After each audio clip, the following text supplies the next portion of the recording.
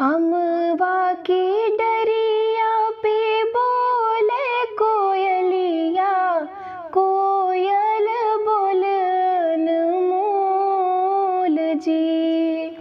बाबा बगिवा बोले दुल्हे कवन लाल, खोला अम्मा चंदन की वाड़ जी।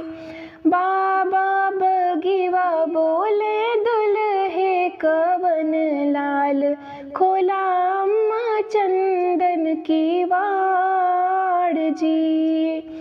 कैसे का खोली बेटा बजर की वड़िया, कहाँ वारया इतनी जून जी।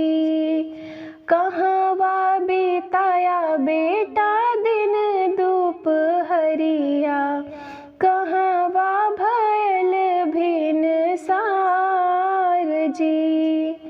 कहाँ वा बिताया बेटा दिन दोपहरिया, कहाँ वा भयल भिन सार जी। बाबा बगिवा अम्मा दिन दोपहरिया, ससुरे में भय भिन सार जी। कैसे का चिन्हा बेटा सग सर हजिया, कैसे का चिन्हा सग सासु जी। कैसे का चिन्हा बेटा सग सर हजिया, कैसे का चिन्हा सग सास जी।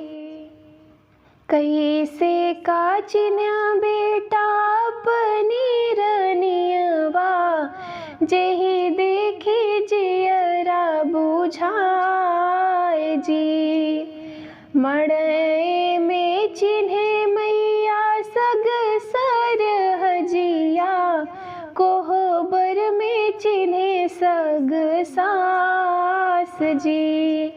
से जिया पासोए मैया अपनी रनियवा, जेहि देखी जियरा बुझाए जी। से जिया पासोए मैया अपनी रनियवा, जेहि देखी जियरा बुझाए।